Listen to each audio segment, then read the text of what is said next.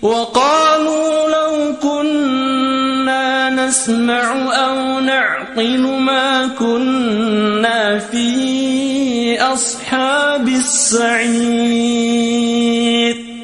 Dan beliau mengatakan asyirk a'dhamud dzunub. Syirik adalah dosa yang paling besar. Kenapa syirik adalah dosa yang paling besar? Karena beberapa sebab. Ikhwana fillah azanallahu wa iyyakum jami'an. Di antaranya yang pertama adalah tashbihun lil makhluk bil khaliq fi khasaisil ilahiyah, yaitu tak menyerupakan Allah Subhanahu wa taala dengan makhluk dalam hal-hal yang khusus bagi Allah Subhanahu wa taala. Artinya membuat makhluk itu sama kedudukannya dengan Allah Subhanahu wa taala dalam hal-hal yang seharusnya ini khusus bagi Allah Subhanahu wa taala. Apa yang khusus bagi Allah Subhanahu wa taala?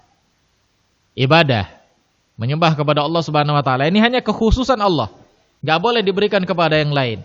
Nah, tatkala orang tersebut menyembah kepada selain Allah Subhanahu wa taala, maka dia telah otomatis menyamakan antara makhluk dengan Allah Subhanahu wa taala. Maka ini tidak boleh.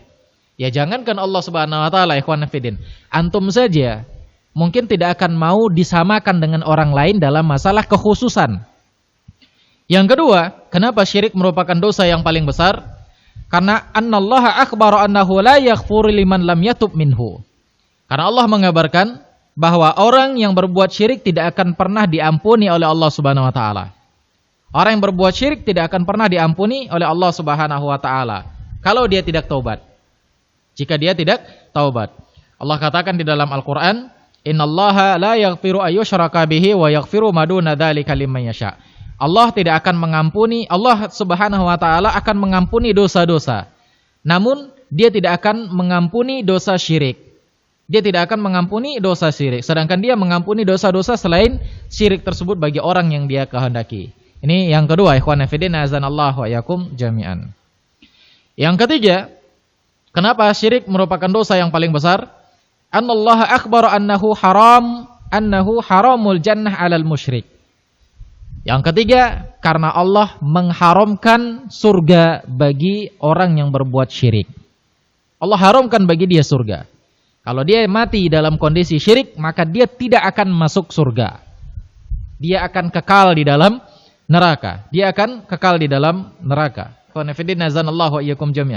Meskipun setiap hari dia salat. Meskipun setiap hari dia puasa. Ya, dia salat. Dan bahkan meninggalnya di dalam salat. Tapi salatnya tersebut tercampur dengan kesyirikan. Dia datang ke kuburan syekhnya, kemudian dia minta di kuburan tersebut, kemudian dia salat di kuburan tersebut. Begitu dia salat, dicabut oleh Allah Subhanahu wa taala nyawanya. Maka dia meninggal di dalam kondisi syirik. Maka Allah Subhanahu wa taala haramkan untuk orang ini surga. Nah, demikian ikhwan fillah. Ya, sebagaimana yang Allah Subhanahu wa taala katakan, innahu may yusyrik billahi faqad haramallahu alaihil jannah. Barang siapa yang berbuat syirik kepada Allah Subhanahu wa taala, maka Allah haramkan kepada dia surga. Dan bahkan Allah masukkan dia ke dalam neraka dan dia kekal di dalam neraka. Wa ma'wahun nar wa ma lidh-dhalimin min ansar. Dan tempatnya di dalam neraka dan tidak ada penolong bagi orang-orang yang zalim.